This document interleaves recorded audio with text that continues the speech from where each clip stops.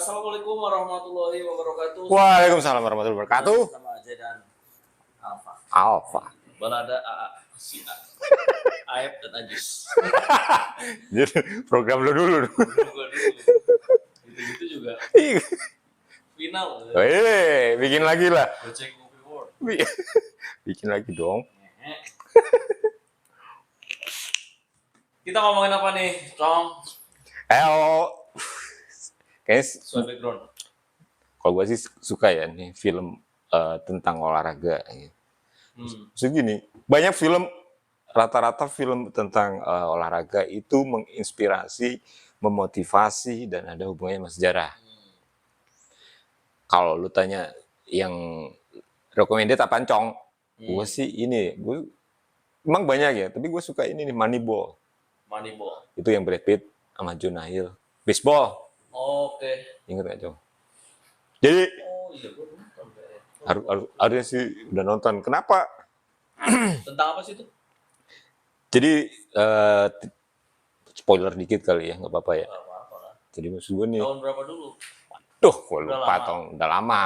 Moneyball. Jadi cuma dia kayak ini nih, meletakkan pondasi dasar mencari pemain di baseball.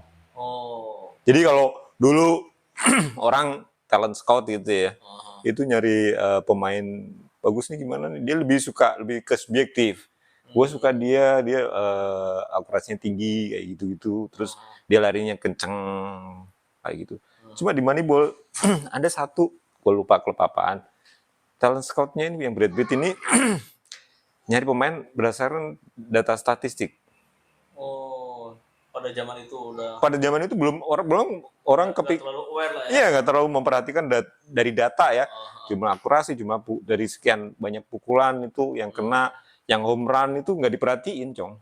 Cuma waktu di era itu, buat tahun berapa, dia punya satu karyawan gitu, bener kalau nyari pemain itu bener-bener dari data itu tuh. Iya. Jadi dari data akurasinya. Jadi sampai sekarang akhirnya klub-klub itu kalau nyari pemain itu bener-bener dari data dulu, bukan dari lu gua suka atau lu dari alumni mana gitu. Jadi bener-bener dari data sekarang. Aktivitasnya ya. Jadi dan hasilnya ketika udah direkrut itu nggak bakal jauh dari situ. Bahkan jadi Jonah Hill itu yang ngumpulin data itu bisa menentukan trennya ini bakal naik kayak gitu-gitu. Bener-bener based on dari data. Menarik guys.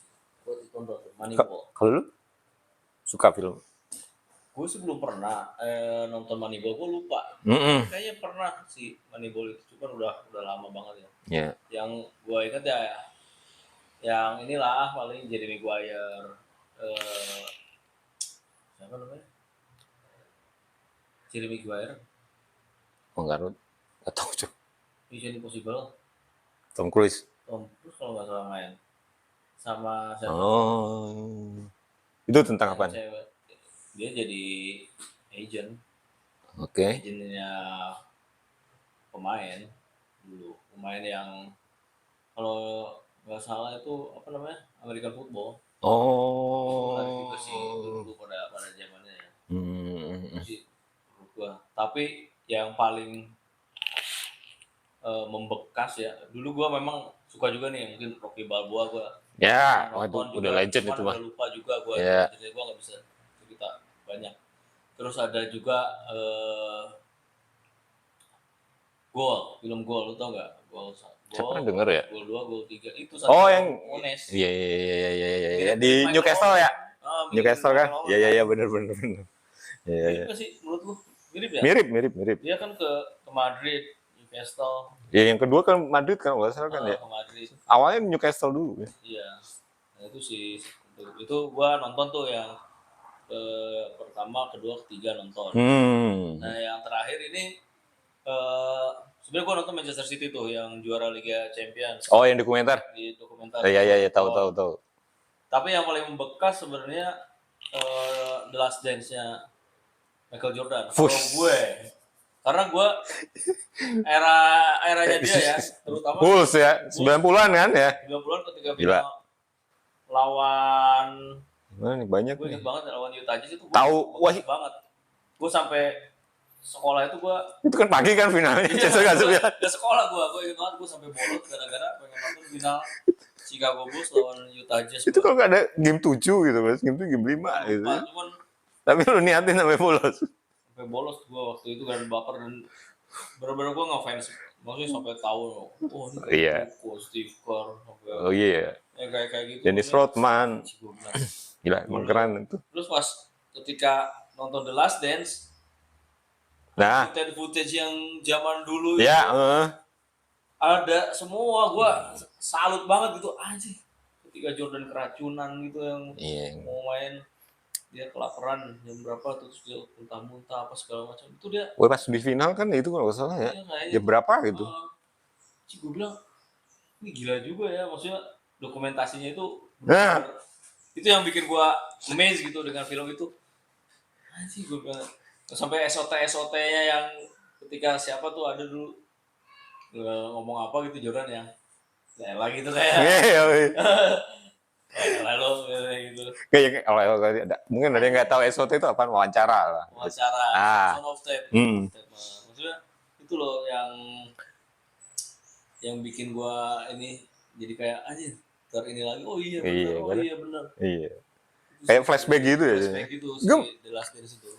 Coba bayangin, mesti kita gitu. Coba ada satu klub gitu ya, sepak bola Liga 1 gitu yang punya bisa bikin dokumenter kayak gitu, keren gak sih, Cung? Keren banget. Iya gak sih, Cung? Iya. Misalnya lu kan Persib nih. Iya. Itu kayak pas era perserikatan juga ada footage-nya, terus ada legendnya diwawancarai, terus sampai mungkin yang kemarin 3 tahun yang lalu juara, 2 tahun yang lalu. Iya. Nah, itu udah dibikin dokumenter, wah gila gitu. Iya gak sih? Kalau sampai ada footage. Nah, ya nggak mulai dari kick off pertandingan pertama ataupun sampai pemanasan atau persahabatan dulu gitu. Sayang banget gitu. Gak maksudnya gue yakin sih bakalan ada ya itu footage, cuman memang pasti setengah mati tuh nyarinya. Iya. Gak maksud. Karena kan mungkin nggak terdigitalisasi ya kayak sekarang itu, tapi ya dulu juga sama. Iya sama, kan masih analog dulu juga jauh sebenarnya. Iya. Cuma kan ya frame-nya aja 4:3 gitu. Iya. Gak maksud gue nggak apa-apa gitu kan, analog zaman ya era segitu. Kan lebih vintage gitu. Cuma kalau Persib kayak, maksud gue bukan cuma Persib ya, siapapun klub di Indonesia Liga 1 gitu ya. Itu niat gitu bikin dokumentasi sebelum musim dimulai itu udah ada gitu. Kita kan mungkin nggak tahu ya. Atau udah tahu ya juaranya. Iya. Nah. Sekarang sih udah, kalau gue lihat udah lebih aware kan karena media sosial ini. Jadi Persib punya TV, mungkin Bali United punya TV. Kalau sekarang sih kayaknya udah pada lebih aware ya. Mungkin ya kalau ngomongin dokumentasi bisa aja, cuman ya kalau kayak harus narik ke 10 tahun lalu itu gua agak kurang yakin. Iya nggak, maksudnya ya kalau mungkin itu lupain aja lah. Maksud gua kayak Manchester City ketika juara itu kan sebenarnya nggak jauh-jauh amat gitu, Jong. Ini kan dalam satu musim doang loh. Maksud gue nih kalau misal siapapun yang juara Liga 1 sekarang itu, tapi dia udah memulai dokumentasinya dari sebelum musim dimulai, terus dirangkum ketika jadi juara gitu, gila, semua orang pasti pengen gitu, supporter anjing gila nih. Itu sih gambling juga nggak sih menurut lu? Kayak itu yang bikin dokumenter Manchester City menurut gua gambling juga sih awalnya ya. Iya. Mungkin karena juara nih, bikin sesuatu lah. Gitu menurut gue sih kayaknya. Tapi mungkin nggak sih, maksudnya kalau ada mafia sepak bola katanya kalau Liga 1 itu udah ditentuin juaranya tahun depan itu udah tahu juaranya gitu. Nah, tuh gimana tuh? Itu kan apa ya? Gimana coba? Gosip dong. Kita tidak bisa membuktikan. Ya, maksudnya itu jadi gini loh. Itu emang udah jadi rahasia umum. Tapi kalau memang benar gitu ya. Misal kalau klub itu udah tahu gitu, misal atau dia suap atau apapun gitu jadi juara gitu. Cuma kalau dia ada dokumentasinya, itu wawancara ngelibatin supporter juga, itu barang bahkan jadi timeless gitu. Iya sih, orang supporter bakal ngasih lihat ke anak-anaknya, ini loh perjalanan klub kita itu sampai juara gitu. Orang wah makin cinta sama timnya, makin sayang sama klubnya, makin loyal gitu, Cung. Itu maksud gua kenapa nggak ada gitu di Indonesia gitu? Sayang banget gitu. Coba yang hubungan punya klub sepak bola coba dikasih masukan lah ke ownernya, bikinlah dokumentasi, itu bakal kepake terus lah barang itu gitu. Sekarang sih mungkin. Iya nggak sih? Nah, kalau dari TV ya, Dia cuma live match doang gitu, pertandingan hasilnya ya. Cuma di ruang ganti, di bis, di dom, di asrama kan nggak ada stock shotnya gitu. Kalau TV yang bikin ngandelin TV ya nggak bisa. Gitu. Maksudnya gini, gue pernah pegang highlight gitu ya, highlight Pro Liga, highlight Liga Jarum boleh nggak sih sebutin?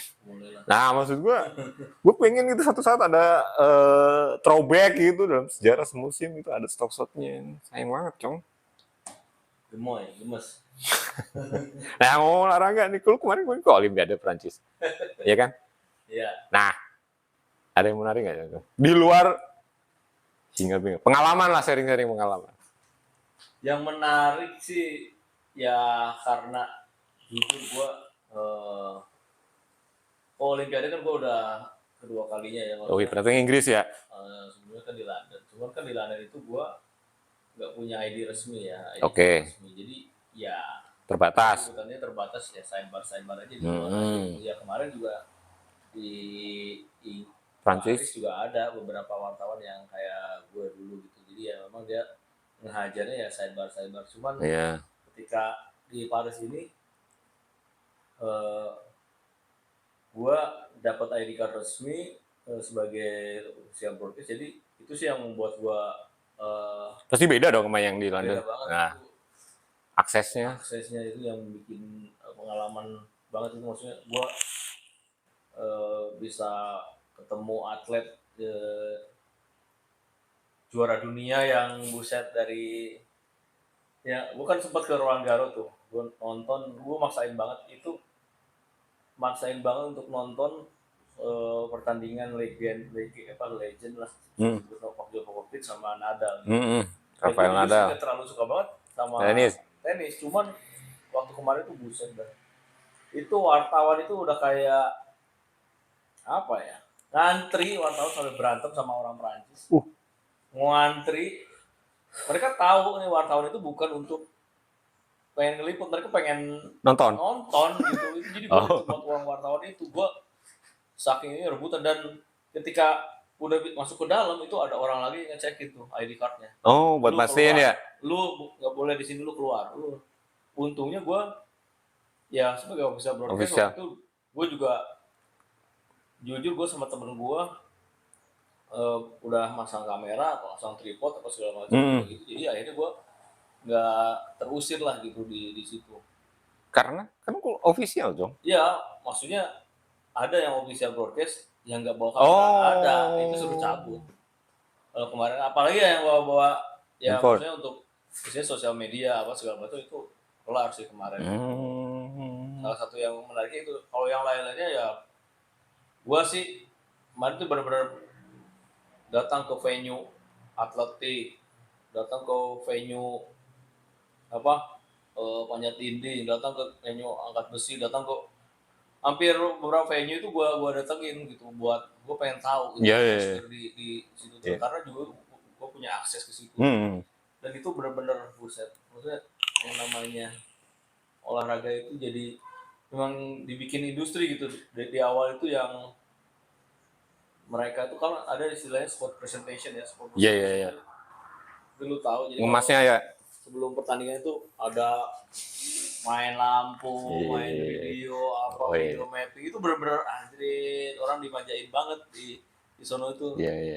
Gila gitu yang gua, keren ya. Keren banget itu yang sering banget kayak itu sih di sono. Dan memang karena di sana aksesnya di sini ditutup, jadi kita sering jalan kaki. Itu yang sampai sekarang gue ingat, di hari pertama atau hari kedua gue lihat, gue kan pakai jam berapa tuh, gue udah nyampe 20.000 langkah gue jalan. Gue cek kan 20.000 langkah sama dengan berapa kilo? 16 kilo. Anjir, gue jarang-jarang jalan kaki gitu. Gila. Gimana gini kalau ngomong masalah jalan kaki, Badan Organisasi Kesehatan Dunia itu menyarankan orang itu jalan tuh sehari itu minimal 8.000 langkah untuk jaga kesehatan, kebugaran dan lain-lain. Kalau lu 20.000 berarti ya harusnya 2 hari lebih. Minimal minimnya itu kan 5.000, karena ya Ada dipaksa kan di sana itu kan, kita sebagai wartawan dipaksa kan masuk ke venue, kita jalan keluar mau ngapa-ngapain tuh jalan. Jadi gue sehari bisa minimnya banget tuh 5.000 sampai 8.000. Dan gue ya sehat dong. Ini nih ya gue ngerasain di sana sih sehat alhamdulillah. Gue pernah pusing, gue nggak turun, berat badan gue turun itu nggak nyampe 3 minggu loh. Itu gue turun berapa kilo, ada kali 3 kilo. Patut dicoba bapak-bapak yang lagi jalan minimal 8.000 ya. Karena gue udah mikir WHO nih sarannya ke Indomaret, dari sini kan ke Indomaret itu sekitar 600 meter. Nanti gue di Indonesia gue kemana-mana jalan boro-boro emang kalau udah nyampe sini. Mau naik sepeda aja males emang, bawaannya nggak tahu, bawaan angin, lihat motor kan nganggur, ngapain gue jalan kaki naik motor aja. Enggak mesti kalau di luar itu suhunya berapa? Kan enak buat jalan juga, Cong. Iya nggak sih? Enggak juga sih. Suhunya itu kan gini. Berapa waktu itu? Sama melulu suhunya enak. Kalau pagi ya kayak di Lembang lah. Oke. 16 derajat. Nah, enak sejuk lah. Sejuk. Malam juga nggak dingin banget sih waktu itu. Nah kalau siang itu justru panas. Gua aja pulang ke sini tuh, gesang banget banyak yang bilang gitu, bener-bener gosong gitu gua. Jadi kayak di atas 30-an. Pernah loh yang kayak nggak ada angin banget, nggak ada. Yang bener-bener panas. Pernah itu ngerasain yang bener-bener panas. Dan setiap venue itu banyak juga venue yang bener-bener open air gitu. Jadi ketika kita wawancara gua sampai beli payung. Panas berarti panas banget. Panas. Gue sih yang ditakutkan itu ini kamera. Ya udah standar lah. Jadi overheat, jadi rusak. Itu sih yang ditakutkan. Cuman ya akhirnya gue beli payung gitu di sana. Ya itu sih yang paling yang lainnya ya. Bola nonton nggak? Bola, nah itu gue nggak nonton karena jauh ke venue-nya tuh? Deket, nggak terlalu juga. Kalau gue waktu itu gue di namanya tuh Montmartre. Jadi Montmartre itu lokasinya di bawah tempat John Wick meninggal dunia. Lu udah nonton John Wick belum? Iya udah. Anjing gue lupa. Tembak-tembakan, terus John Wick akhirnya di tangga. Itu yang gereja itu loh. Yang hotel itu kan sih? Gereja. Bukan yang di New York. Oh, ya yang namanya lupa lah gerejanya. Basilika kalau nggak salah. Oh, iya. Di situ. Nah, di situ gua di bawahnya. Jadi gua tuh di hotel, gua tinggal di situ. Nah, jadi di situ memang agak pinggir. Gua kenapa waktu itu gua memilih untuk tinggal di situ karena gua deket ke venue badminton. Badminton itu sekitar 3 kilo lah. Ya lumayan lah. Kalau naik mobil itu nggak nyampe 10 menit. Cepet terus. Kalau di sana kan gue pakai Uber tuh kemana-mana, Uber atau jalan kaki naik tram atau naik bis. Karena naik bis sama tram itu benar-benar gratis. Kita kan dikasih kartu tuh. Akses ya. Namanya Navigo gitu. Tapi penumpangnya rame tapi. Rame banget. Ya wajar lah, ada event gitu kan. Ada event. Terus ketika di sana ya alhamdulillahnya itu nggak, aneh-aneh kan terkenal ya kalau di Perancis itu pickpocket, copet-copet itu. Iya. Di Menara Eiffel katanya banyak copet, gue baca gitu. Dulu. Sekarang pas waktu kemarin? Ya sekarang juga katanya sih banyak yang scammers itu. Jadi scammers ya. Kemarin tuh gue scammers, tapi ketika gue kemarin di sana itu nggak ada, maksudnya bener-bener. Ya pakai gelas itu bukan sih? Yang pakai gelas. Ini skemar ini. Ya kan di bawah Menara Eiffel kan banyak gitu, gue baca. Gue belum pernah ke sono sih, cuma udah baca gitu. Kayak karpet gitu kan. Gue sih nggak nemuin. Gue waktu belanja di ya kayak kios-kios gitu kan, oleh-oleh. Gue dikasih tahu tuh sama si itunya. Penjualnya. Lu dari Indonesia gitu. Udah terus cerita. Sekarang sih aman lah katanya, banyak polisi dari sini tuh. Terus kayak copet-copet tuh kayak nggak ada sama sekali katanya. Aman lu di sini. Kalau lu hari-hari biasa katanya bukan olimpiade, copetnya banyak banget dan polisi tuh jarang banget ditemuin di sini. Iya. Bener berarti ya. Oh, jadi emang kalau paling aman tuh ya ini sekarang tuh, tapi nggak aman juga sih karena di tempat gua itu di dekat hotel gua itu ada kejadian tuh pas gua baru nyampe. Sehari setelah itu malam-malamnya itu ada kejadian turis Australia kalau nggak salah itu yang diperkosa itu sama 4 orang atau apa. Ya mungkin ya nggak tahu sih gue juga, mungkin ya diduga ya mabok juga sih diduga karena di tempat gua itu ada beberapa red district kayak tempat-tempat ada namanya Moulin Rouge ya. Moulin Rouge itu dekat terlalu jauh dari tempat gua. Jadi Moulin Rouge itu sepanjang jalannya itu ya itu yang red districtnya ya apa One euro disamperin gua jalan kaki One euro tapi banyak orang-orang di situ. Euro ntar di dalam dipretelin. Kayak ini kayaknya apa sebetulnya tuh striptease kayaknya nih, striptease apa segala macam di dalam. Gua nanya ke driver. Ini apa? Ya ini red district katanya. Lu boleh masuk tapi lu jangan sampai di dalam tuh ini apa pegang seks atau apa atau janganlah. Kenapa? Kalau mau masuk doang nonton nggak apa-apa, aman. Lebih dari itu janganlah. Katanya. Oh gitu gue bilang. Tapi nggak ada niat juga gue. Orang-orang di situ banyak tapi Cok. Banyak. Pas lo lihat di situ, rame gitu misalnya. Rame. Iya. Rame kan banyak orang dari ya bisa dibilang seluruh dunia. Iya. Banyak juga sih. Ya pada mungkin kayak ngebir itu kan kalau buat mereka biasa. Iya kayak minum air putih kalau orang Eropa katanya. Wine aja kan di sana murah. Kayak kita lihat di minimarket. Buset gue bilang. Kadang mahalan air putih Cong daripada wine gitu. Tapi gue dapet waktu itu air mineral itu yang sekaligus 6 yang gede-gede itu. Yang 1,5 liter. Euro berapa itu harganya 1,6 euro. Udah. 2 euro. Murah ya? Iya, hanya 2 euro. Ya nggak murah juga Cong kalau dirupiahkan mah. Berapa sih? Di 1 euro 20 ribu. 15 ya, 20 ya. Ya hampir 30 lebih juga. Gak murah-murah banget juga. Kayak maksudnya kalau gue paling murah itu makan 5 euro lah. Makan apaan tuh 5 euro? Itu kayak nasi Arab gitu, maksudnya biryani terus pakai ayamnya gede kan kalau di sana. Iya. Itu sih yang paling murah meriah gonjreng. Tapi tetap ya, katanya kan turis-turis itu tunawisma itu disingkir-singkirin tuh katanya kan gua baca itu. Sama. Ketika di sana sih masih ada aja. Bahkan ketika hujan aja masih ada yang tiduran di pinggir trotoar gitu. Buset. Ya kebayang kan sama lu berarti ketika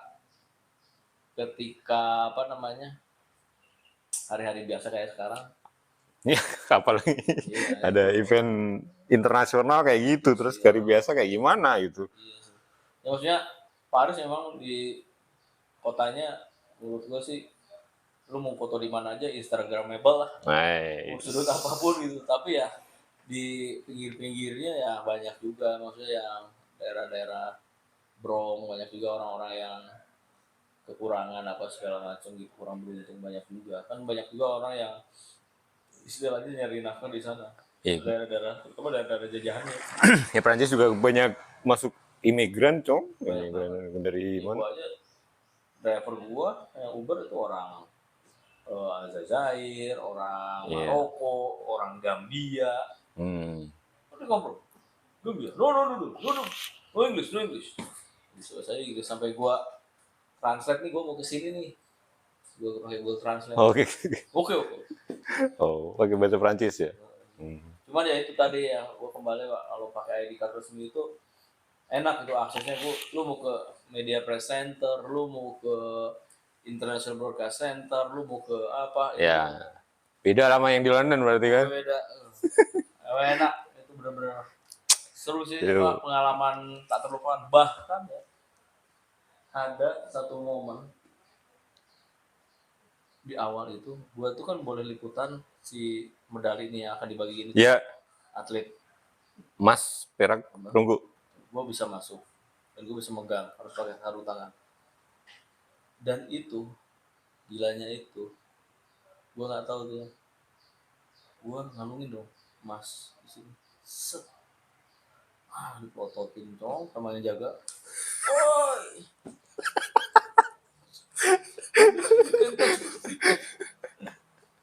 kaget gue. Itu kalau sampai tayang gue bisa dihujat. Orang Indonesia, timnas aja dulu bukan atlet Indonesia belum dapat ya. Maksudnya tim atlet aja tuh susah untuk mendapatkan. Iya, itu makanya. Itu berjuangnya tiba-tiba ada wartawan dari negara tiba-tiba ngalungin aja, set, ngalungin. Berat juga ya. Iya, emas dia. Yang mau lu kasih. Oh. Satu-satunya wartawan di dunia yang emas. Pas belum dikasihin lagi ya. Gitu aja. Menarik, Cong. Menarik. Kalau lu gimana, Cong? Apanya nih? Event olahraga yang mau menarik, kan lu dulu sempet nih barengan sama gue. Ya. Di syuting bola. Nah gini nih. Voli. Itu pengalaman pertama ya berharga ketika pegang program live bola gitu. Itu pas di Stadion Kanjuruhan Malang. Gue sampai sekarang masih inget gitu. Itu kan kita kan prepare kan masih siang gitu ya. Sementara kick off-nya itu kalau nggak salah jam 3 ya. Jam 3 atau jam 4 sih? Jam 3 lah. Ya. Gue inget soalnya jam 5 udah harus kelar. Kita kan udah dari pagi lah, udah setup macam-macam gitu. Nah pas waktu gue ke lapangan itu jam 12, gue sampai sekarang masih ingat jam 12 itu udah ada supporter yang kalau di stadion itu di tribun VIP seberangnya pas tengah ini kan udah rame itu. Itu mereka nyanyi, Cong. Jam 12 di lapangan belum ada siapa-siapa, cuma masih ada kita kru-kru doang. Udah nyanyi. Gak tahu gue kenapa mereka nyanyi di lapangan itu belum ada pemain, itu masih siang, Cong. Gue gila nih supporter gitu, mereka nggak ada yang nyuruh gitu loh. Mereka juga nggak dibayar mungkin. Gue nggak tahu dibayar atau enggak. Tapi mereka siang-siang jam 12 itu entah itu rehearsal tapi mereka nyanyi, Cong. Itu yang bikin gue merinding gitu. Anak buahnya udah dirikin itu siapa tuh? Yuli Sumpil kan sih. Anak buahnya jangan itu. Ya kayaknya sih ya. Ya kayaknya makanya itu gila nih supporter Indonesia ya, khususnya yang Arema itu ya. Gila mereka udah nyanyi loh. Belum ada siapa-siapa di lapangan gitu, Cong.